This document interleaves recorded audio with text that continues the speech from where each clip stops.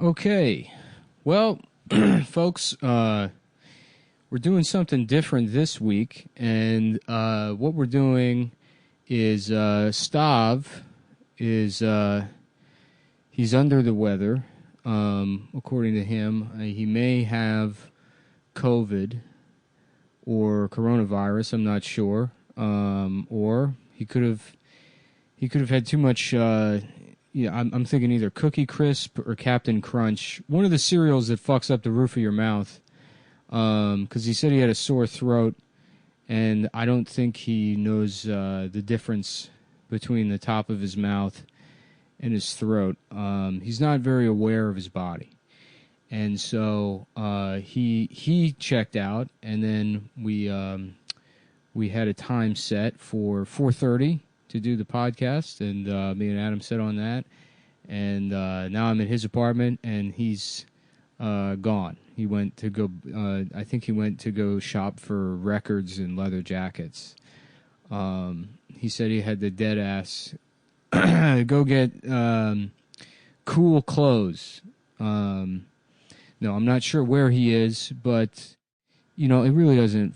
I don't think it matters because we didn't book a guest, and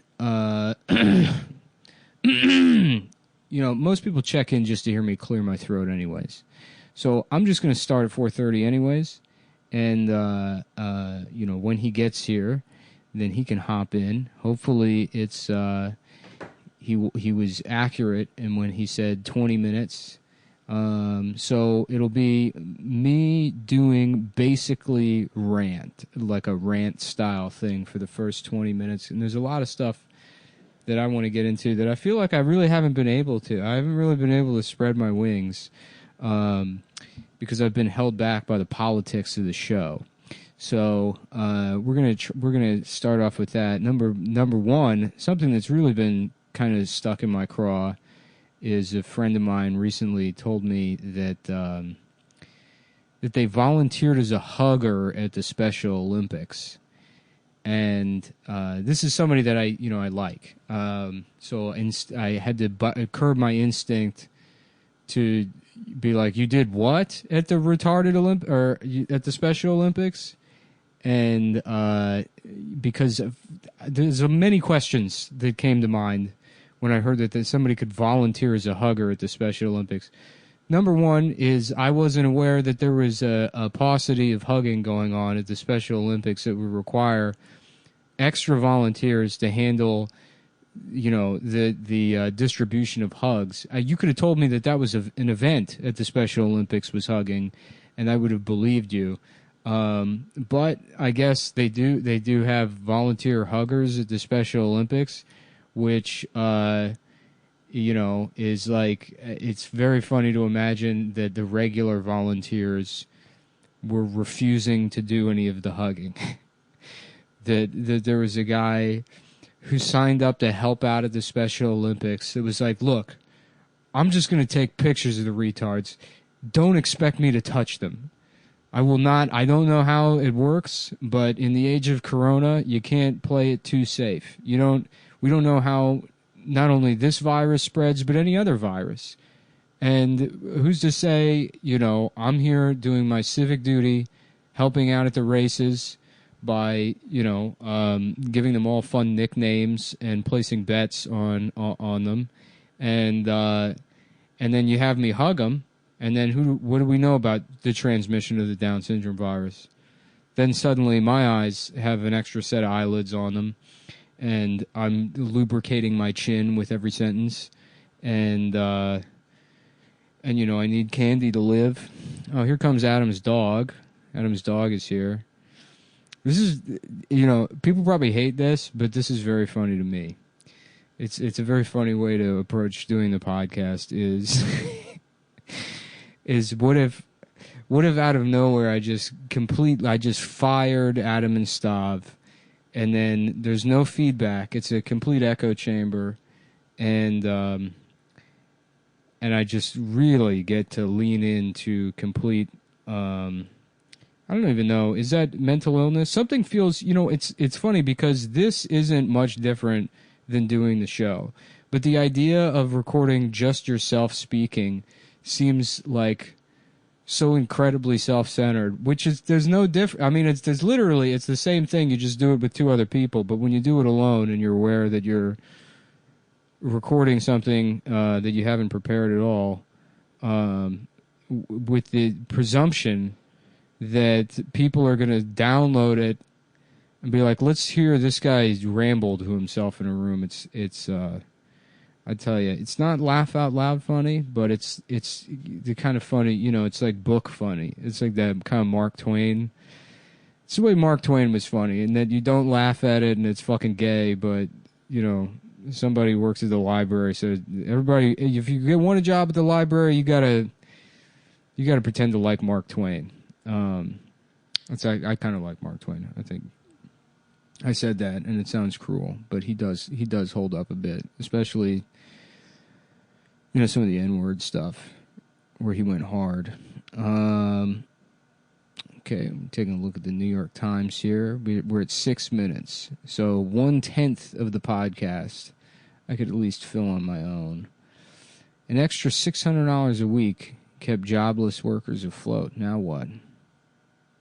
And then there's a picture of a fat lady here, which, I don't think she's going to have any problem staying afloat. Am I right, fellas? Am I right? How do it's so funny with all this eat the rich stuff that's going around.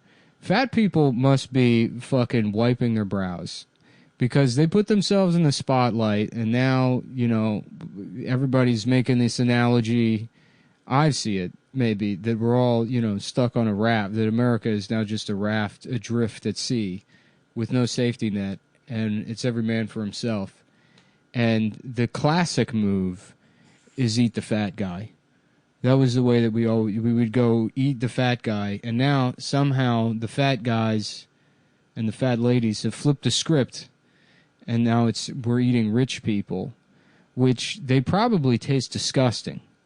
They're all inbred. I mean, not that, fat, I can't imagine eating a fat. You would want to eat the muscle man. That would probably, I'd pick the gayest guy on the boat, and that's who I would fillet and turn into an emergency snack. If you guys have any thoughts about who you would like to eat in terms of rich people, and I know it's just an expression, but we've moved past the age of expression and nuance. If you can't say master bedroom anymore because people don't know what it means, then you shouldn't be able to say eat the rich unless you're literally willing to cut off and eat Jeff Bezos's penis. Which, do you think maybe he would agree to that? How much do you think that they love their billions of dollars? Do you think if instead of the tax, we could say that we find the most disabled, like the transest, disabledest, poorest person, and we say, Mr. Bezos, you get to keep your money, you get to keep your newspaper and Amazon, keep all of your riches. We can change the name of Amazon to the Amazon Redskins, and I don't know why we would do that, but that would be the name of it. But we're going to cut off your penis and balls, and we're going to feed it to the neediest person. Are we still saying neediest? I don't know if is that fair? I'm not up to date on that. The transist. The queerest. Yeah, this sucks. It sucks having to do this. But I don't want to do Zoom, and literally everyone has left New York. There's nobody left in New York. I don't know who is protesting. I think the only people that live here are me and then the guy that brings Sierra Mist to my bodega on the truck. And for the most part, it's cleared out. I've been having a nice time lately. I watched Michael Clayton this morning, which is such an awesome way to start your day, is pretending you're Michael Clayton. If you're like depressed Just wake up in the morning, and then watch like kind of like fuck you style guy movies, you know, where that, you know, I'm not the guy you fuck with. I'm the guy who fucks you. I'm the one that does fuck, asshole, fucking shit ass. Just imagine yourself as a bagman, a fixer.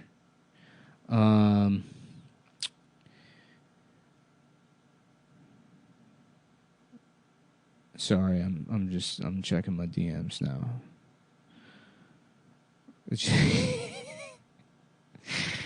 It's funny to me. It's going to be the same joke throughout this, where it just cuts to silence because I'm looking for headlines and I'm going to the DMs. It's wild that there's people that just do solo shows, you know. I mean, it's wild that someone's capable of doing that, which it seems impossible to do. It seems like very fucking hard to effectively sit by yourself and have the confidence to think that your meandering thoughts are like could possibly be entertaining to anyone. But then to actually be able to do it, which some people are, you know, I think. I don't know. I mean, who does this by, I guess Garrison Keillor probably. He just fucking makes up bullshit about a fake town. How the fuck? You know, it's funny because I think about the show and it's like, oh, we got lucky. You know, it's like a time and a place and like specifically, you know, like having 2 or 3 idiots that are friends with each other. I mean, you can find that anywhere. I mean, it's like, I just feels like this confluence of events and timing that kind of made the thing take off. But then you look at other shit that like predates, I think, like there's sort of like, there's like 9/11, and then there was the cultural version of 9/11, which is the invention of podcasts, which is Marc Maron getting a garage. I think that's like the planes going into the towers is Marc Maron pressing record on in GarageBand for the first time, and then everything that made like delineated culture from being something that's like edited to, you know, maybe it's commercial or whatever, but at least some thought went into it and it's produced and then distributed to people, to being just a thing where everybody does exactly what I'm doing right now and produces shit, and then we all just eat the shit and then get sick from it like a big like human centipede that's like connected to itself. I think like, but you escape that and you go back and you look at other stuff, and there's it's always been that way. There's always been just like dog shit like Garrison Keillor or defending the caveman. I mean, I guess maybe Garrison Keillor does edit what he does. Maybe he puts some thought into it. But I like to imagine that the pages are completely empty in that stupid fucking notebook, and he just goes on stage and he's like, it was windy. It was a windy day in titty fuck Wisconsin. The sheriff's pants blew off, and so did his shirt, and his clothes, all of his cop clothes ended up on the town's biggest criminal, and then the criminal, that's like an allegory. It'll take English professors years to figure out the moral of that story. And then there was a bitch named like Helga Sarsgaard, or like, you know, she's like, and her deal is she's Swedish and fat, and she's got like rosacea or something, and she's always making apple butter for people. And everybody was having a contest to see who could walk the furthest out on the frozen lake, and she wanted to participate to prove that women could do things, but they were trying to dissuade her from doing it. Everybody in Lake Wobegon, they didn't want her to go out on the frozen lake because she's a huge fat bitch. She probably weighed more than everybody else in that fucking town, and she was like, "Oh, what? You don't think a girl can do it?" And nobody wants to be like, "No, you're fucking fat. you're too fat to do it. So they kind of have to like tiptoe. They're like, no, it's not a gender thing. And then she's like, well, what is it?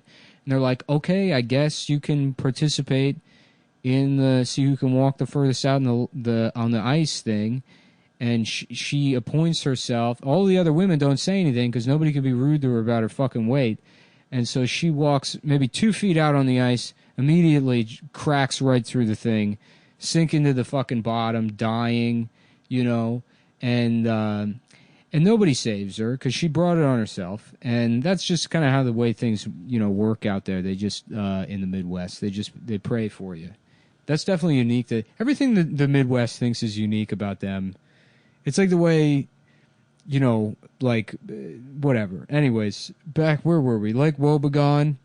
And, you know, so this bitch is dying. And the moral of the story is now she's fucked up this whole gender thing by, you know, making it this big fat bitch moment when you put any other normal woman out on the ice and they could have done it. Never mind the fact that walking out to the middle of the lake has nothing to do with talent.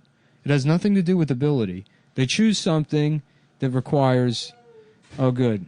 Are you back? All right, I started the show already. Yeah, I've already started the show. Well, yeah, we're just trying to do it, you know. I want to see what it would be like. I'd do 10 minutes up top. I've done 16 minutes so far. I started at 4:30. Sorry. I'm doing Garrison Keillor. It's on? Yeah, it's on.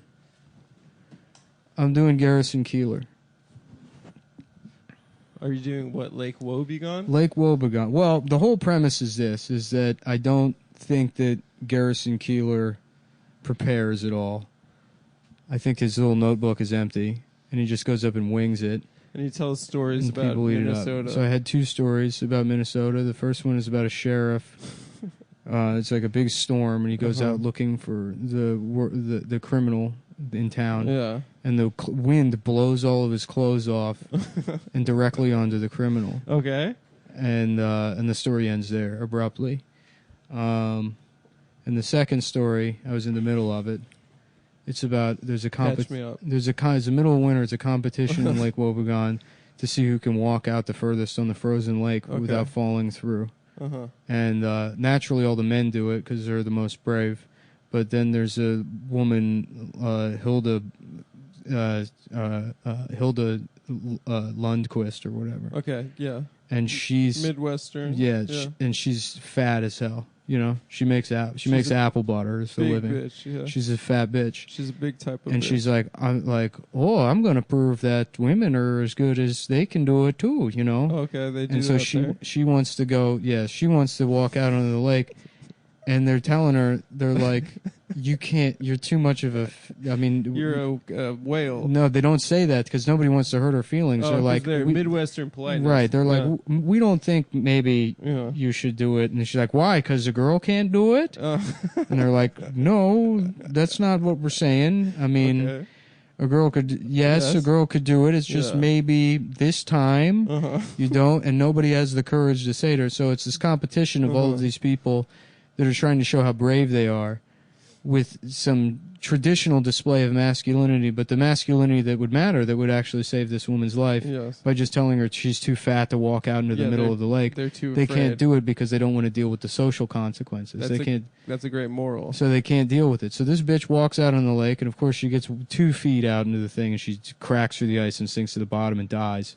And no one was willing to save this woman from herself. No one jumped in. No one jumps in and saves her. Okay. They're all just sitting around praying for a Hildegard Sarsbrandt. Praying what, like Lutheran prayers? Are they Lutheran? I think in the Midwest that sounds like they are. Yeah. I don't know. That was my assumption. Well, okay, that's pretty good. I just want to apologize for being late. Oh, it's fine. I mean, who cares? You know, we were due for a bad one anyways. You were here just with the dog in the apartment? Yeah. Oh, okay. Yeah. You've found it suitable, the accommodations? Yeah, sure. I'll recap you, too. I told a story up front of somebody I know. They told me that they volunteered as a hugger at the Special Olympics, which I didn't, you know, I told everybody already. I didn't know that they were lacking in hugs at the Special Olympics. Okay. It would require. So it's not someone that's special. That's what I said. It's like, perhaps you were just in the Special Olympics. Yeah. And maybe you misunderstood what volunteer meant. I think that's probably true. Yeah. Yeah. It was as if it was It sounds like that'd be a job you'd give a retarded person. Yeah, exactly. I mean, it's very funny because there's so many ways to go with that. One, that they were just in it, the Special Olympics. It's one of these setups for a joke where it's like they hired retarded people to be the huggers, but they kept murdering people. Yeah. Well, I also like kind of Lennied. I like the idea that they had other volunteers to like hand out juice or whatever, and they're like, "Hey, can you hug some of them?" And they're like, "No." Right. Absolutely not. I'm not touching. Yeah. I'm not fucking touching any of these retards. I just want to time them. Uh-huh. I want to see how long it takes them to run. That's so nice. That's a job. I mean, I would assume that they give really good hugs, though. Mm-hmm. I mean, some of them, they seem like good huggers. That community. Maybe not the ones with the small arms, or Oh, I guess the Paralympics are people that are missing limbs, right? Yeah. But the Special Olympics, you could have a guy with a small arm. You could. Now, let me. What's going on? I'm not sure. I think nothing, but I just want to double check. Did you get a text? No, but we had to move some stuff around because the ad reads got fucked up. Oh, okay. I just want to make sure I'm not missing anything here. No, we're good. We are good. Yeah, it'll be interesting to see how bad that first 16 minutes of the show are. I think they're probably good. It sounded pretty good to me. Not until I landed on the Garrison Keillor thing, and then to just do that to absolute silence.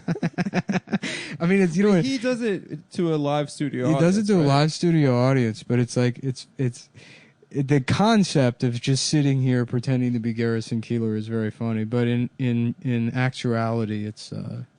No, I believe in you. I think you could probably do an hour of that. I could do an hour. It's all nonsense. I could do an hour. How many more weeks? It would be funny to just see how long the show goes on if I just turned it into an hour of me doing improv Garrison Keillor. I think these people will take it. Yeah, but see how long it takes until there's absolutely zero downloads of the show. Just do it week after week. We're like, how about this? There's a dog. There's a dog that's paralyzed. Okay. And there's an old man that has this dog. Yeah. And he loves the dog, but it's paralyzed, and he can't walk it anymore, so he places it out in the yard. Okay. But little does he know, a boy came by and was planting apple seeds. Okay. All over Lake Wobegon, and a tree starts growing underneath the dog. Yeah. And then it raises the dog, because the tree grows. Yeah, and the so dog's the still dog's in the paralyzed, air. and it stays in the tree until the dog's above everyone in the town, but it's still paralyzed. So it's just pissing and shitting all over It's everybody. finding a way to eat up there, too. It's eating the leaves. The leaves of the tree. And the apples.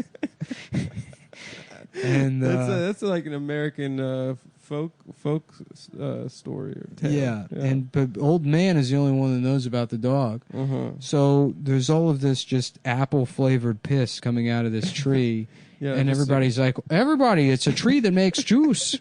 It's a tree that's got its own apple juice. Oh, okay. And no one can see the dog. No one can see the dog. It's just pissing apple juice into everybody's mouth, and they're all drinking it. And eventually, one boy, he says, maybe we shouldn't neglect the elderly, and he goes inside. Right. And he says, you got to come outside. There's a tree that pisses, or the tree that makes apple juice. So wait, the old man can see the dog, but he can't go outside and tell everyone about it?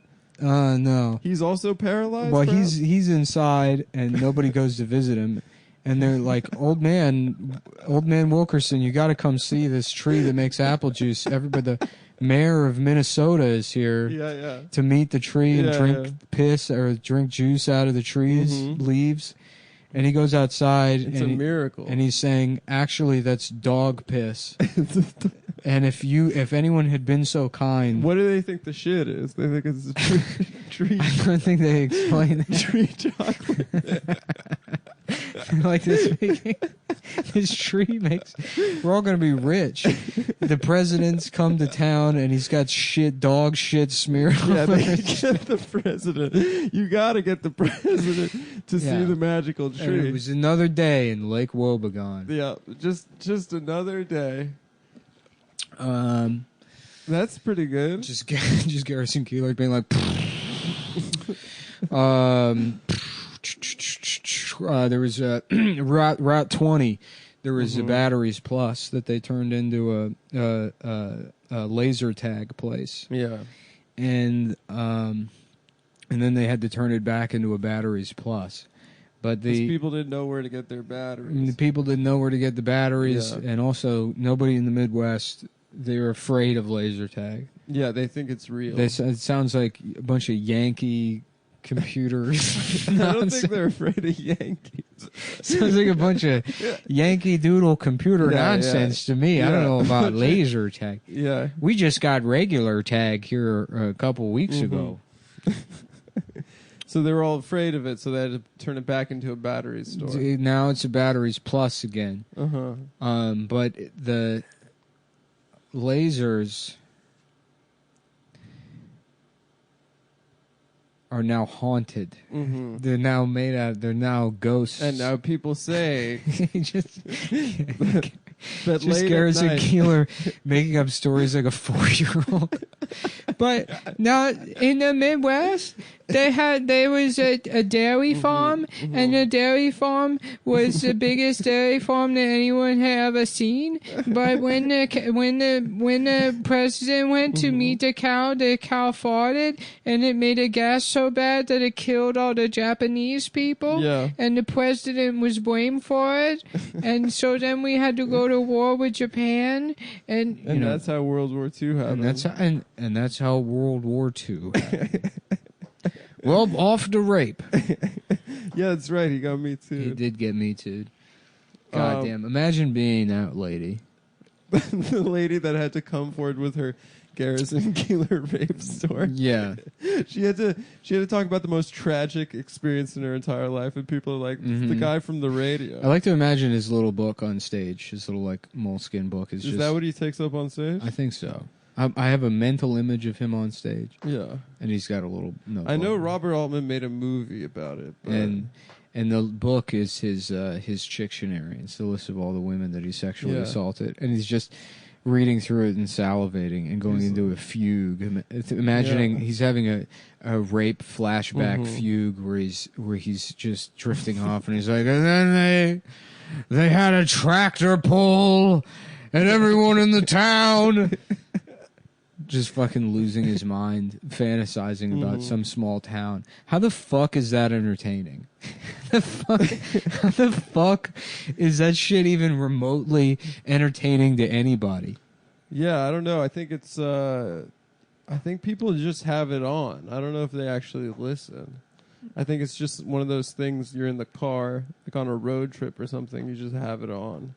Just to have noise so you don't have to talk to your wife. You know when you're a kid and there's like a part of like culture at large that you can't really appreciate, and then you get older and you kind of find like, something. I get it. Yeah. Yeah, when you're a kid, you're like, like everything. You're like, oh, Little River Band sucks dick. It's like this sucks. Who is Little River Band? There's, just some fucking shitty 70s rock band. They do like a Creedence style. Lonesome Losers, probably their most popular. I don't know. Yeah. But you get older and you're like, all right, I guess I can listen to this. Yeah. But fucking Prairie Home Companion. Never. I mean, like that. The older you get, the worse it gets. Did the show get taken down after he raped? Probably. Or is like, we still need this? The show created and hosted by Garrison Keillor that aired live from 1974 to 2016. That's so long. Yeah. That's so long. That's a fucking institution. Yeah. That's 40 years. Jesus Christ. It's a heard on 690. Yeah. I just want to see a transcript from one of his little readings.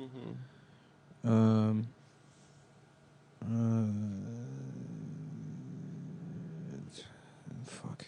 Come on, where is it? Show me something here. Show me something. He sold books. Yeah. He had merch.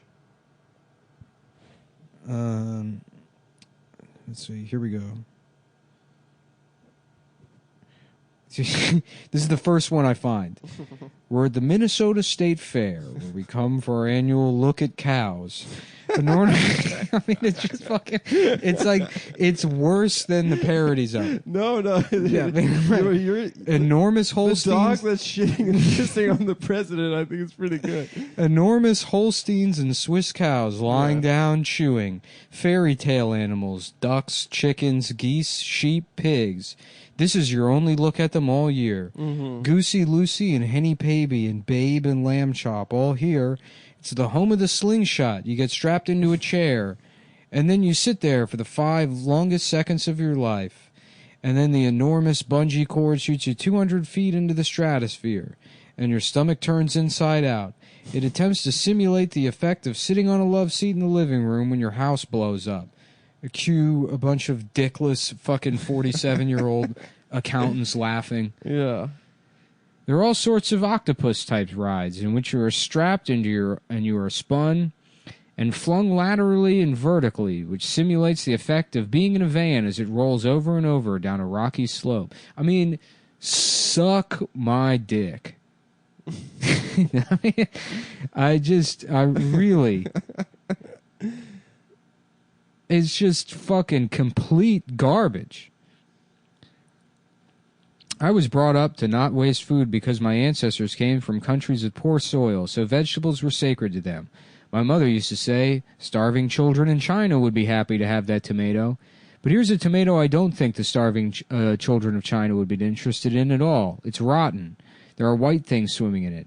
Pick it up. It sloshes. There's your sister bending over picking tomatoes. Whoa. I wonder if you could hit her from here. Go ahead, try. Well, that's a story. That's what I mean. I mean, it just sounds like why would you sit down and write this? It sounds like if someone at a bus stop was saying that, you'd be like, Yeah. you'd try to move, and yeah, that's awful. Yeah. Yeah, he looks disgusting. Yeah. I never even Here knew we he go. looked like this. The big annual tuba banquet. You've been to this before. It's deadly. A room full of tuba players. This is what he looks like. Yeah, no, he looks terrible. Oh God. Yeah. I like my story is about the big bitch with the lake contest. The That's frozen. pretty good. There's a lot going on there. There's a lot of things you could think about. Well, there's like a morality to it, right? Uh-huh. Because like everyone's too afraid to offend her, but doesn't care enough about her life. Yes. You know, that has more ambiguity than any of this guy's gay ass. Earlier, I did call it Mark Twain bullshit, and I tried to clarify immediately after that I do admire and respect Mark Twain, and I think Mark Twain holds up. My friend told me he's reading Huckleberry Finn right now. He said it's the funniest book he's ever read. That's too far. I'm reading Charlie Kaufman's new book, and it's fucking great. I just got it. It's so funny. Is it good? It's really good. He's a genius. Yeah. Yeah. It's funny for a guy who, like, he is kind of one note, I guess. Like he does sort of make the same thing over and over again, but he's so funny that it's okay. Yeah, he's so good. Yeah, I rewatched Synecdoche, New York. Yeah, yeah, it's really good. Or whatever. I mean, that might be his funniest movie. Possibly. I mean, I think it's the first one he directed, maybe. Yeah. Well, it's definitely funnier than. I mean, it is. It is. I don't know. Yeah. I can't think of anything funnier than that. Apparently, Adaptation's pretty funny, but Synecdoche, there's so many good lines in that. Yeah, where he's in the funny. Where he's in the fucking The therapy. twin brother character is so fucking. That funny. shit's funny, but that scene. His screenplay that he's writing. Yeah, that scene in Synecdoche where he's sitting in the therapist's office and he's like, oh, you think it's true what they say about child geniuses or whatever. And I forget the exact line, but the therapist's like, oh, yes. She's like, one of the best books ever written was written by a 4-year-old. Mm-hmm. And he's like, what? And she's like, I have it right here. And it's about, like, I don't know, it's like some Polish name of a guy, like a character. And they're like, yeah, he's a virulent anti-Semite that documents his initiation into the Klan before being brutally tortured in a BDSM cult and then murdered by an African-American man by the name of Jeremiah Washington Jackson Jefferson.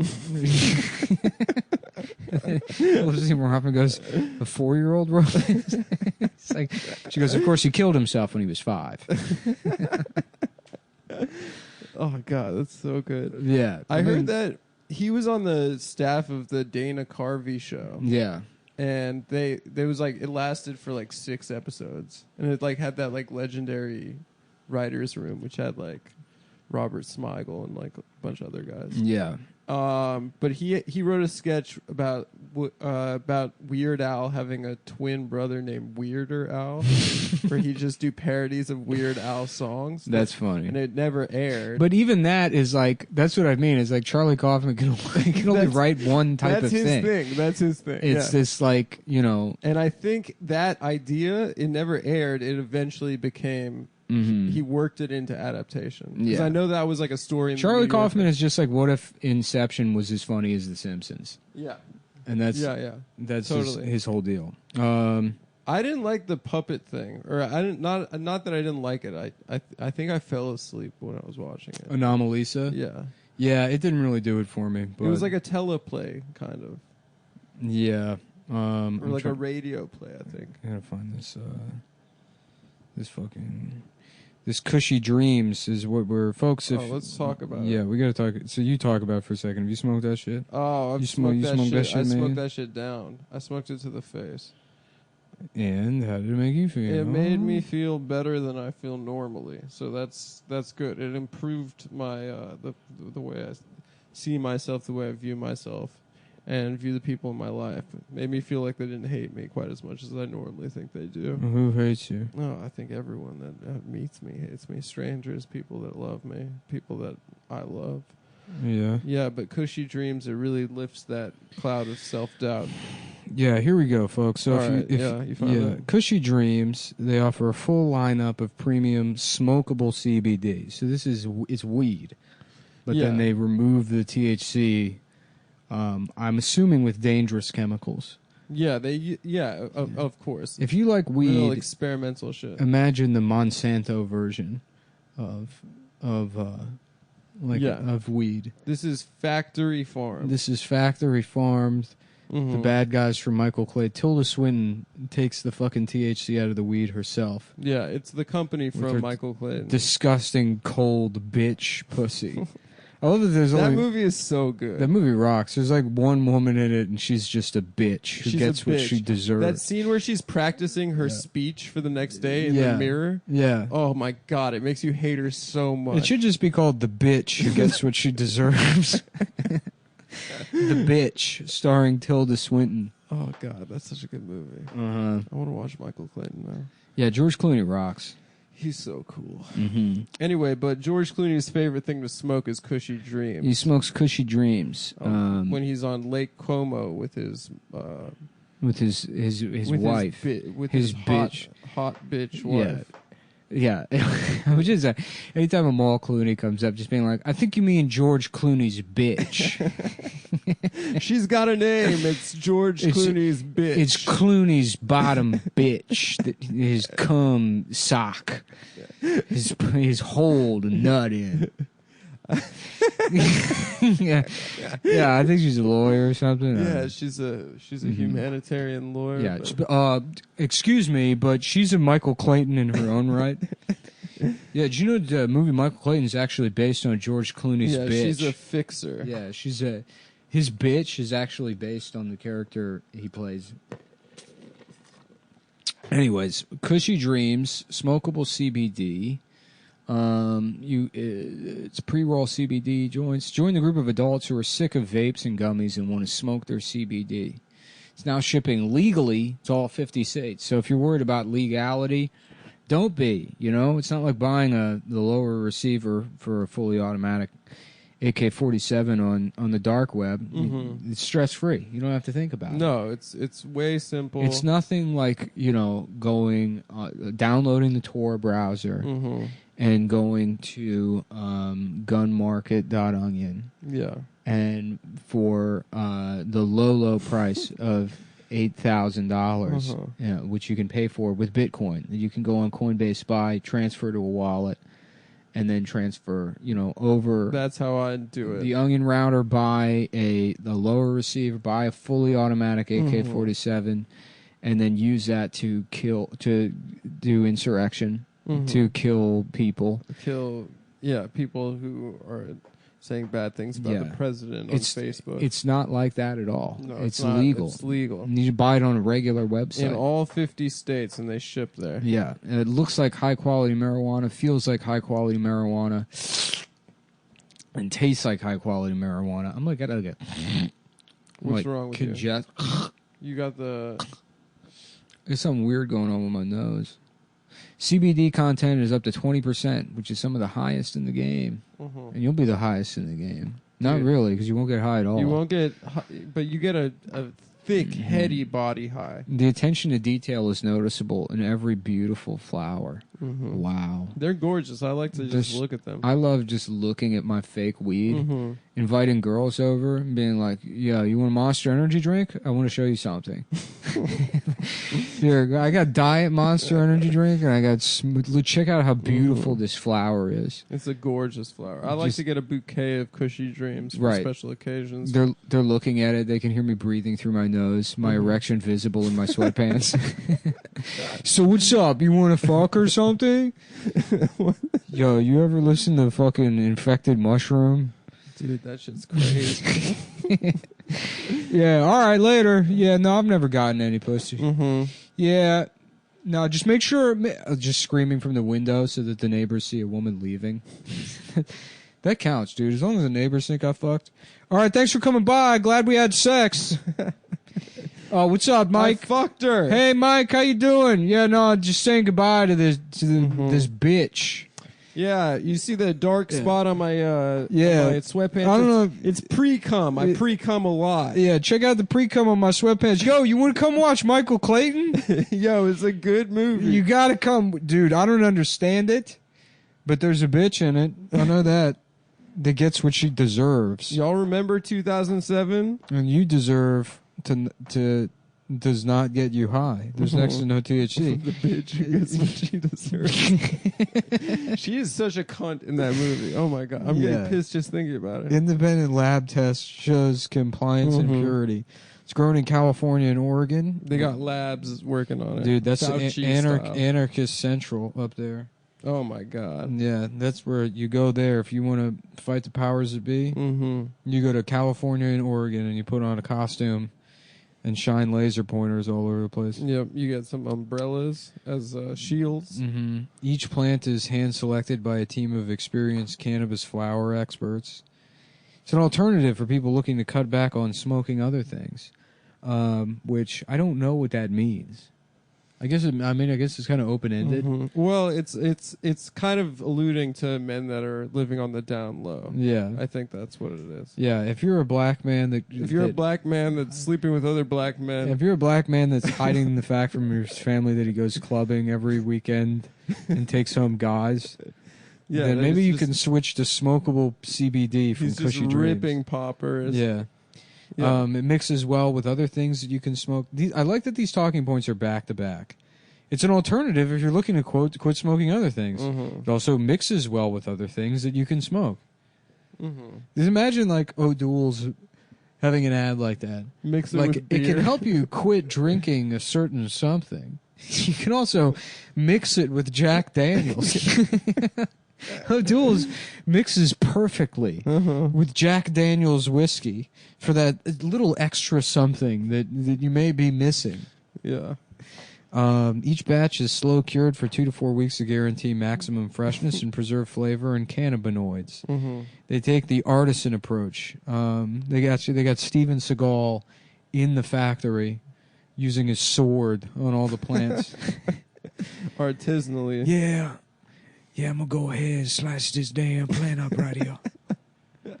Go on, easy, slow now. His version of Black Guy is so good because it's Cajun Black It's Guy. Cajun slave. It's antebellum You're right. Cajun slave. It'd be funny if, like, in all the woke marketing stuff, they're like, "Yeah, we're actually gonna get rid of Steven Seagal because he's right." Because the character Steven Seagal has been playing for the last 20 years. Yeah, we can't.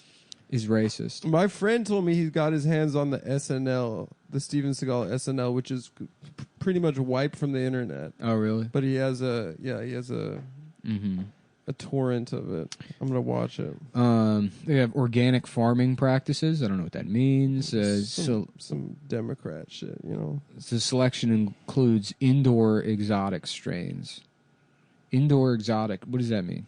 It means it's hydroponically grown inside, but exotic means that it's like. Because that's shit. like, in my mind, indoor exotic makes me think of like a black gamer girl. Mm-hmm. Indoor exotic. Yeah. Yeah, that's her Twitch stream. Yeah. If I was thinking, like, if a girl was like, I'm in indoor exotic, I'd be like, oh, okay. She got like dark skin and big tits, and you are obsessed with anime. Yeah, you're not good at video games, so because you're just washing your tits. An autistic black girl. Yeah. We call a white unicorn. That's. Yeah. I think that's what it's called. 100% hand trimmed, never machine trimmed. Mm-hmm. And they get them trimmed from. They all have papers. Mm-hmm. I knew an autistic black girl.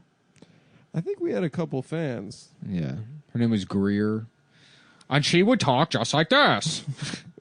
My dad is the best at piano.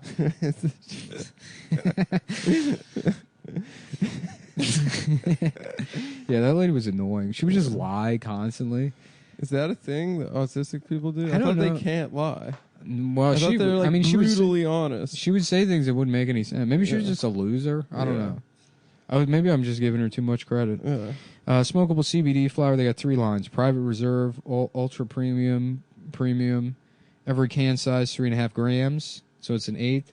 Each can is nitrogen sealed for optimum freshness. Oh God. I'm gonna start replacing all N's with M's. It's a cooler way to talk. Like if you know a girl named Natalie, you call her Madeline. It's got to be after. Like, it's got to be in the middle of a word. Like I can't even think of a word. Well, instead of grandma, you would say grandma. Grandma. You know, people like that. Oh, like a slang. Oh shit. Tim Hortons. I'm trying to go to Tim Hortons. What? What's wrong? I think my girlfriend just hit a car With your car? with her car. She's got her own car? Yeah, we're a 2-car operation right now. She lives here? No, she doesn't live here. She's in and out. But we were just picking stuff up, and I think she ran back out. And should I call her? I guess I should call her. Yeah. I don't want to leave you hanging again. I mean, it's fine, dude. I'll deal with Who it gives a once I- shit? It's summertime, you know? Yeah. The world's ending. So they got 3 lines here: the private reserve, indoor grown; the ultra premium, that's indoor grown; and then premium, indoor/outdoor grown. This I don't like. They started, the lowest tier is called the premium, I guess, and then ultra premium and private reserve.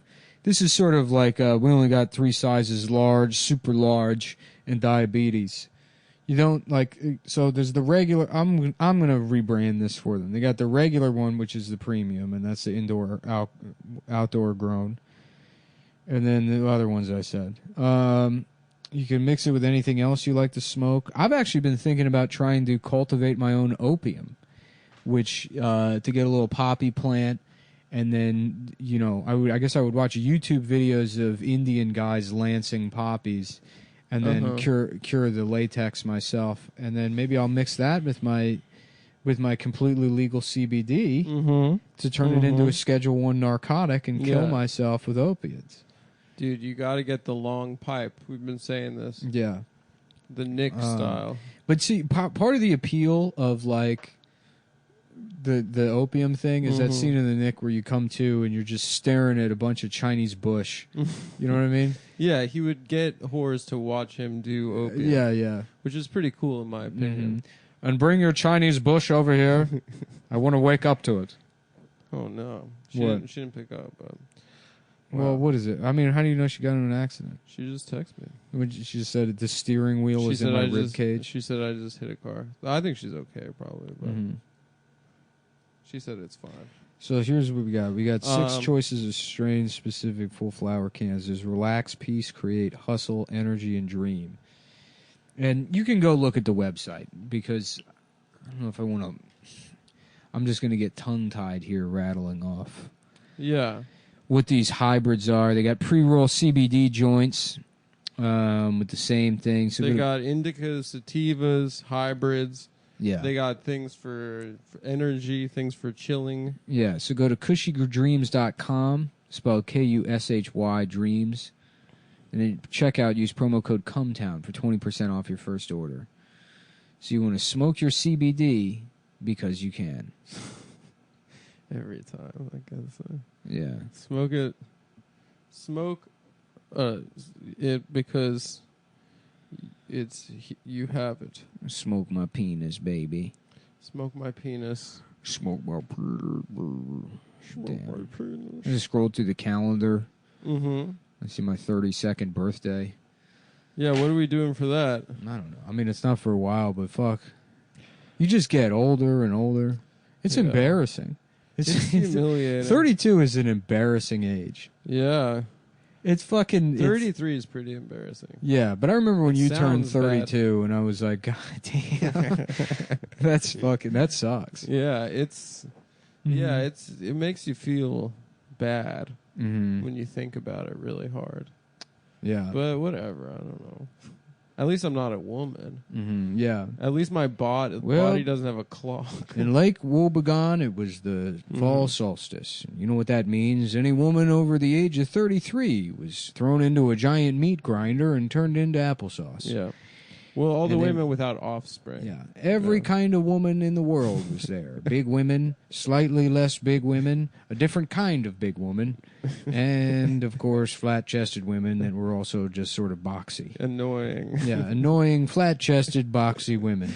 Oh, God. It was the Minnesota fair of all the different types of women. Mm-hmm. Pause for polite NPR laughing.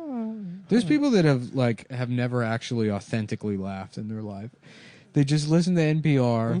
They're Yeah. just fucking like libs that fucking listen to NPR. For some reason, the laughs on Wait, Wait, Don't Tell Me are more offensive. Yeah. Because it's Garrison Keillor is like, oh, this is whimsical, but he's not necessarily doing punchlines. Mhm. But Wait, Wait, Don't Tell Me is like, we are killing right now. And it is dog shit. Yeah. And it's awful. I feel like that would be very funny is if every Garrison Keillor performance ended with a severely mentally disabled man with no clothes on coming out on stage and violently caving his skull in with a ball peen hammer. Yeah. and then then Mark Twain comes out and he goes, or Steinbeck or whatever, and he's like, Yeah. "Ladies and gentlemen, the violent retard." Yes. They get a village idiot from each town in Minnesota. Yeah. They're like this Yeah. week from Well, it was Augusta, yeah. Minnesota. It was a warm 44-degree May afternoon in Lake Wobegon, and the townsfolk had gathered in the square to watch the annual torturing of the mentally disabled boy. And he screamed and he cried and he wailed in his metal cage as they threw apple butter at him. As they coated his penis in apple butter and let the squirrels have at it.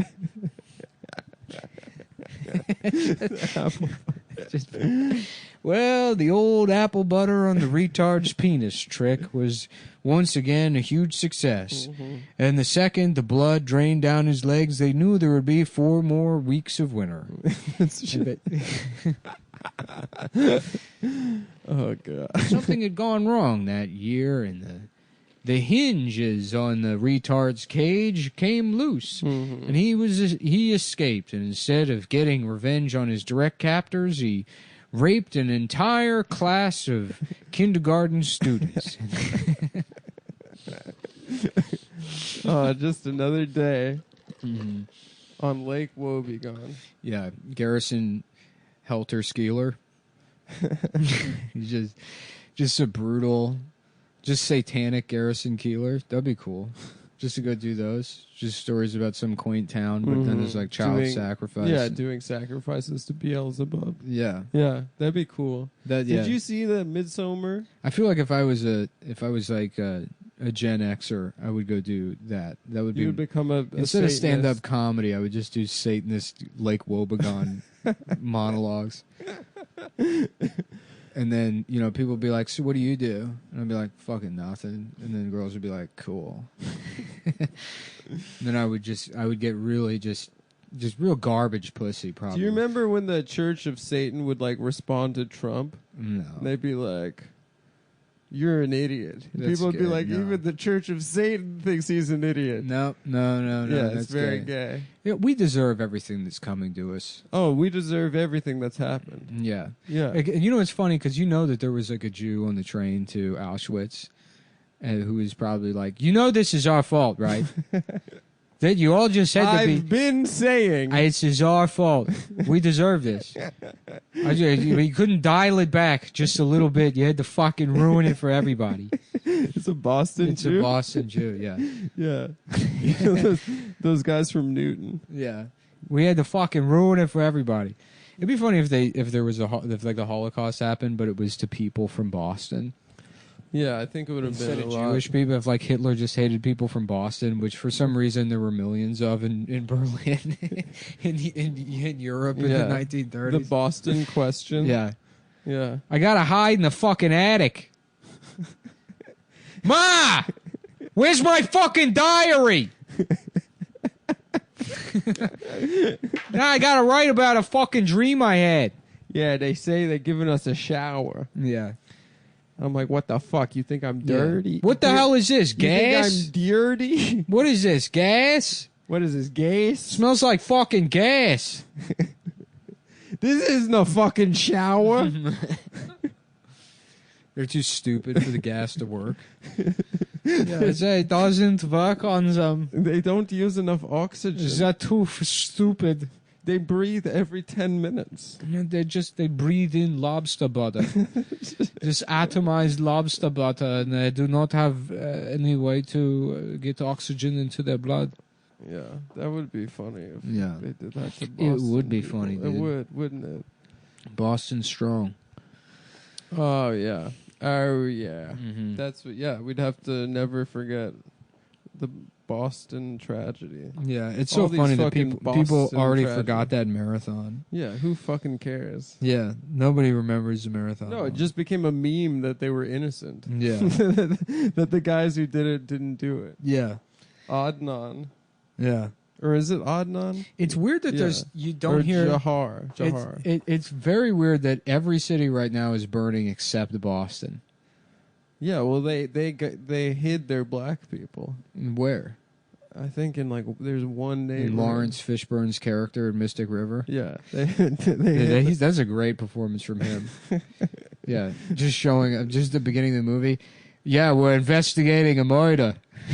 It's like, just him showing up with that stupid accent. Trying to approximate a Boston accent. Yeah. He's so funny, dude. He looks like absolute shit in John Wick. Yeah, he is in John Wick. Yeah.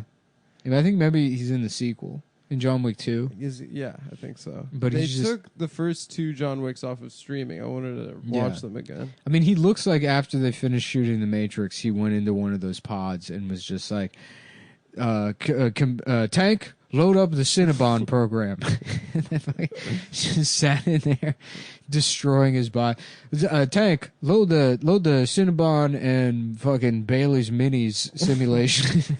And we're going to run that until we film John Wick 2 and see what it does to my body. Yeah, he looks like absolute. Yeah. I mean, it's not like he looked that great beforehand. It's like black people saved up all the aging and then made him He's their portrait of Dorian Gray. Yeah. They're like, black don't crack. Except for because we made a deal. We made a deal with Satan that Lawrence Fishburne would age on our behalf. Oh, there's that classic all black people made a deal with Satan to make sure that Lawrence Fishburne aged on their behalf stereotype. Yeah. Once again, Go ahead. Go ahead. Cancel me for it. Go ahead. I like the idea of being like a Boston guy that just works at like a pizza restaurant or like a short order cook. Right. No one knows who he is. He has a Twitter account with 2 followers that he just uses to yell about Boston sports. And but in his personal life, he's like, I don't care. I'm gonna fucking say it. What do you? Go ahead, cancel me. Go ahead, fucking cancel me. He thinks he's a victim of cancel culture. Right, and there's just nothing to cancel. That is the best. What do kind you? of guy. Go ahead, fucking cancel me. I feel like I can't even share my fucking opinions anymore. No one cares. Go ahead, fucking cancel me for. What are you gonna do? Get me canceled? Yeah, that's the best guy. Is the guy that that literally is on the fringes of society that thinks he's constantly under the tyranny of cancel culture. Or like the open micer that's like, if it wasn't for cancel culture, I would be huge. Yeah. Like doesn't realize that he's just sucks at comedy. Yeah. You know? Are there a lot of those guys? I think they're like guys that are like, it's because I'm too hot for TV. I don't get that, dude. You see a lot of people that have failed at comedy that like have some kind of justification for it.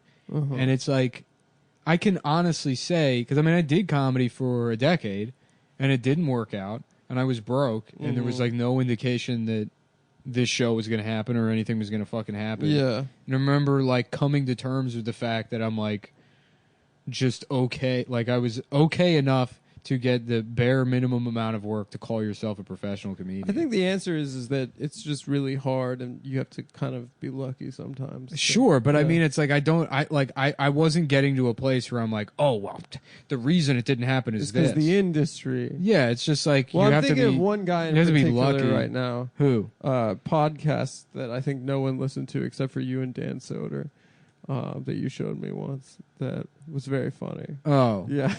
But his whole perspective was no, that it wasn't that. His was not a cancel culture thing. his whole perspective was that PC culture. He had a whole rant against Did he? PC culture I I thought was very good. I don't remember that. I remember the dating woes, which was really funny. Dating. What did he say? Oh man, I gotta go back and listen to that shit. That was so shit funny. was so good. Me and Dan. What we're describing right now is a 40-something-year-old man who's decided he's yeah, me who and got Dan. a compliment once from. People are gonna find out who it is. You really got to keep the details slim. I'll keep him slim. Yeah. But yeah, me and Dan on the way, but we drove back from Boston. And fucking just did like 6 hours of that show, just pausing it to laugh The at. name is so good. Yeah. Too. The name is so good. Oh god. Yeah. Oh. Yeah. I mean, I think that is like really, that is a great character type though, because like, you know, when you're in open mic comedy, you're like starting, you are surrounded by delusion, you know, and it is very funny. Like, pretty much there is a bevy of people we've met over the years that were very sure they were going to make it. Were there? I think so. It's funny because it's kind of like you need to be humble in comedy. Yeah. So there's a lot of people that affect that. Well, prior to like now, I think with like a lot of like, it feels even weird saying like woke comedy because I am out of touch and I'm like I wasn't doing shows or mics prior to this COVID bullshit. But just from what I see online, like a lot of people that do feel entitled to comedy. Yeah, And they do it do it because like they presume that like comedy was nothing but like rich white men that are like, this is my place in the world. Well, it's two sides of the same coin. I think the guy that thinks that he's too edgy to be successful, and the guy that thinks that because he's pansexual, he can't make it in this industry. But there weren't the same thing. The people that were like, I'm too edgy to make it were mentally ill people. Yeah, but those are the best. Were like, those are the best people. They're the best people. You know, there was never, and which you could say it's two sides of the same coin. I mean, like I kind of, there's probably people on the other side in like the woke comedy world that are like, I'm too much of a truth teller. Like they have to have their Tom Myers, basically. Exactly. Yeah, they're like, what? Because I'm too trans. That I'm not successful. And then the other trans comedians are like, sure. Yeah, that's what it is. Yeah. Oh God. Yeah, I mean, like, I don't know. I remember when I moved up here, I would follow on Facebook DC Comics calling each other out on Facebook about disrespecting their rooms and saying you're never allowed back in my rooms. Yeah. And like the kind of the sort of power that they kind of felt like they had, or that they felt like they were expressing, was very funny to me. Yeah, because it's like, but you're talking about an open mic in, Clarendon on a Tuesday. Yeah, Yeah, I mean, people are truly insane. People are. But those are the most entertaining. I mean, I would rather watch 10 hours of that than 10 hours of mediocre, because there's a virtue to being the worst. Yeah. Whatever. Yeah, I mean, it's like you at least used to have to like affect some humility, though. But I think to even try out stand-up, unless you're someone that's like genuine, I think very few people like genuinely like, have some sort of calling like they think they have. Mm-hmm. But for the most part, you have a kind of a sense of entitlement early on, like, oh, this is something that something that a person does, Yeah. And it's kind of based on delusion. So, well, you should want to be very fucking good at comedy. I mean, you need to. It's not entitlement, but it's like you should be motivated by wanting to be. I mean, literally, you should set your sights on being the best comedian. That is the ever. right attitude. I mean, anything you want to do, you should always like think of like. Otherwise, there's no point. Right, you should set your sights on being the very best person to ever do the thing ever. Uh-huh. But then you meter that with like some sense of like, I mean, you just don't be an asshole. Humility. Yeah, with exactly, but like in terms of your work ethic and what you're doing, it's like you should always be trying to make yourself better, because I mean, competition will make you, better. Yeah. Totally. And then, like, if you're ever like, oh, I just, I kind of want to find my place in the thing. It's like, well, then you're just gonna suck. I mean, you're just gonna turn into a fucking loser. Yeah, or a kind of person that starts off and assumes that they're good. Yeah, which I think is like there are a ton of people that start with comedy that assume that they're good. That are just absolute dog shit. Mm-hmm. And like very few people are immediately good. Sarah was when we started. Sarah moved to Philly. She moved to Philly? Yeah. I just talked to her. Congrats on your move, Sarah. Yeah, she just moved a couple days ago. I remember seeing her at her second open mic. Yeah. When she had braces, and she was like, this is my second time. I might go down there and hang out with her. I'd be down to go to Philly. Yeah. I haven't been to Philly in a while. Are you guys on good terms? Yeah, we text. Yeah. Yeah. She sent me a very nice gift basket along with you a couple of weeks ago. Yeah, what else? Let's wrap it up. I guess you got to do your birthday party. No, I don't have to do it yet. I had to pick things up for someone's birthday. I actually do have to. I have a thing I got to work on that I got to start work on. Well, I guess we fulfilled. That's it. That's what it is, folks. Sometimes you're just gonna get a little bit of Garrison Keillor riffing and 22 minutes of ad read. Yeah, that's not bad. It's a nice day. Maybe take this one. You get it on the JBL out on the beach. Yeah. And take it out. Yeah.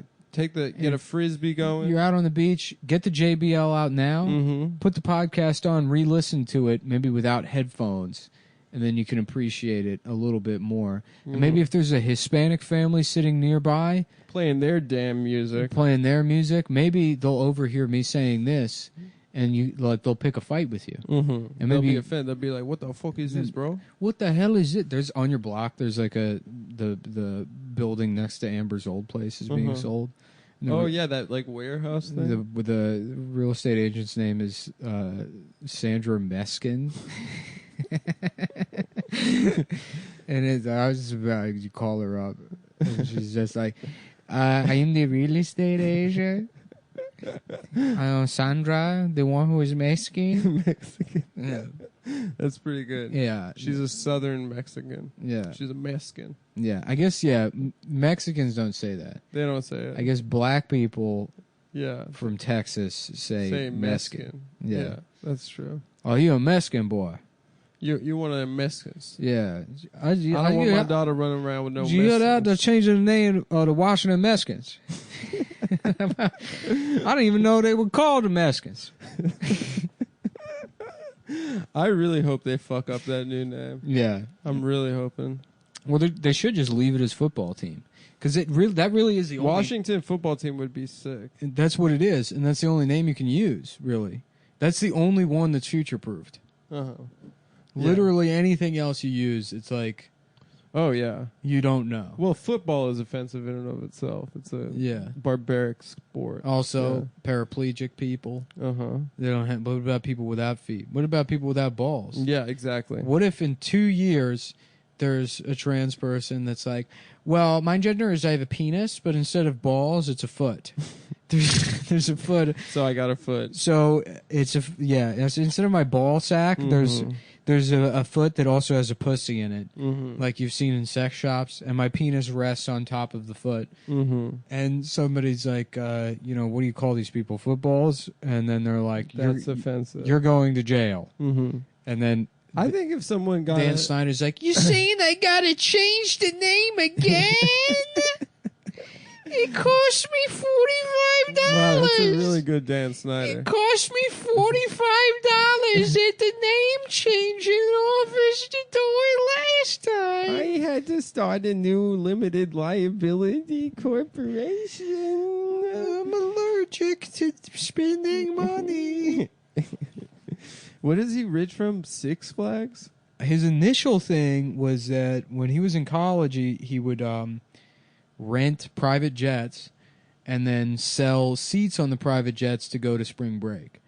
So that's clever. Yeah, so he would like rent out an entire private jet and then sell like plane tickets basically. So he's a party guy. Yeah, and then he would like charter flights to the Bahamas or whatever, charging like a shit ton of money for this private jet planes, and because you only have to rent the plane for a day, and then basically it's like subletting a plane. So wow. That's smart. Good for Snyder. And if I remember correctly, that's like he made like $1 million, as like a fucking. By the time he graduated. Yeah, doing that. Wow, what a legend. Yeah. Shout out to the legend Dan Snyder. Dipping all my plane money. I took my bar mitzvah money, and which seems like a scam. Seems like that. What's the name of that fire festival guy? Yeah, I forget his Michael name. McDonald. Yeah, I think it was him. No, different Michael McDonald. It's the same Michael McDonald. Oh, it was the same guy? Yeah, I was thinking about having a festival down in the Bahamas. I called up Ja Rule. Yeah. And I was like, Ja. Yeah, get down to the Bahamas. I got an idea. I have a vision. Yeah, me and my friend Ja Rule, actually. We work together. He's a very, very talented guy. And he had the idea to rip a bunch of people off, actually. Yeah, it was me. You ever see that music video, that song he did with Shaka Khan? Michael McDonald? No. It's very funny because he's just like, if they're in like a room and she's standing up and he's just seated at a table and he doesn't know what to do with his body. Was it you the other day who was talking about that Louis Theroux documentary where the black Israelites said that they were like, he's asking them like what famous people are actually black, and he's like, well, there's actually one singer. Yeah. You said that, right? Yeah, Tom Jones. Tom Jones. Let me see if I can find this video. We'll just leave on this one. All right. Keep talking. Yeah. I saw a store in the West Village the other day.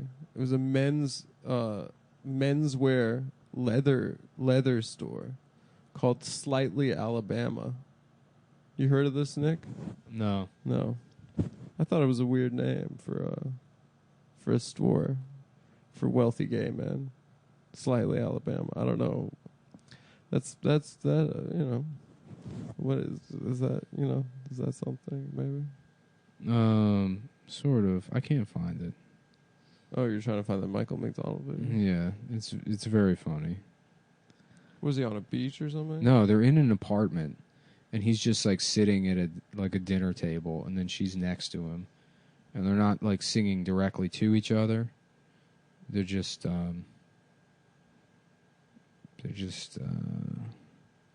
keep talking. Yeah. What was it? I watched Rebel Without a Cause last night, Nick. That's a great movie. It's really good. Yeah. I'd never seen it before, but Really? I hadn't noticed that our old friend, what's his name, Dennis Hopper, plays one of the young gang kids. Mm-hmm. And I was looking up later. Apparently, Nicholas Ray on the set of it raped Natalie Wood when she was 16, and Dennis Hopper and Nicholas Ray had a falling out as a result. Yeah. Or maybe dated. I don't know. Well, I guess statutorily raped her. You're not allowed to rape anybody. That's messed up, man. Yeah, rape? I don't think that's very fucking cool. That the funniest scene in that movie is when Natalie Wood tries to kiss her father, and he said, "God damn it, you're too old for this." She gets hurt that her dad won't kiss her. Yeah. Maybe I'll rewatch. I haven't seen it in probably like It's on Max. 7 years. I just got HBO Max. I got rid of all streaming. Well, I used my dad's Okay, here we go. cable. Here we go. Here it is.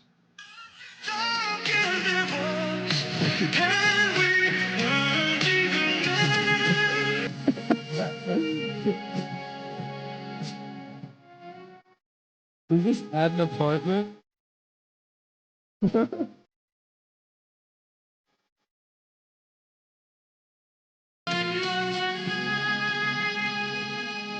Such good music.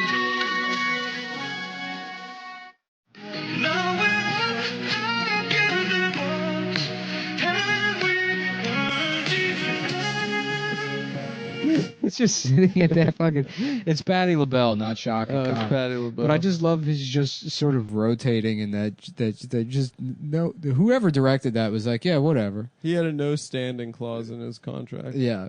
I'm I was gonna be so on a chair. disappointed because I thought for years somebody told me that what's his name, Marlon Brando refused to wear pants on the set of The Score, But that's not true. and they had to shoot it from the waist Was it up. not true? There's clearly a scene where he's wearing pants, but it's Yeah. like if that had been that would That's have been so great. funny. Yeah, He's so fat in yeah, that movie. he's a million pounds. Mikey, you got to do this one for me. It'll be great. It's the last score. you Well, know. that's score. It's the last one, and you're out, and you don't have to do it again. It's Cosby. Oh God. I used to be sexy, and now I weigh 600 pounds. Well, I care a lot about Native Americans, though. Mm-hmm. Yeah, it's funny how hard he got booed for sending Sacagawea to collect his money at the award show. Yeah, people hated it. Yeah. He's so good. Yeah, it is funny to see because Hollywood's always just been full of shit, Mm-hmm. but just now, the kind of applause you could get at an award show, even though 90% of the for people... pandering. For pandering. Mm-hmm. When... I thought that Ricky Gervais set he did, maybe the Golden Globes, was very funny. I don't remember it. I wouldn't be like, I don't know. I wouldn't like. Well, you remember when... I guess he was like, yeah, but he was Well, like, none of you people actually. Michael care. Moore was like, fuck the Iraq War. And he people got were booed. like, boo! Yeah. Fuck you, Mr. President. We do not want this war, Mr. President. You know, he refused to wear pants during the filming of Bowling for Columbine. And at the Oscars. Yeah. Subsequently. He was getting booed for his dick. It wasn't actually a stance on the right. he had no pants on. Yeah, they didn't show it, but yeah. Yeah. Michael Moore just completely nude from the waist down. We do not want this war, Mr. President.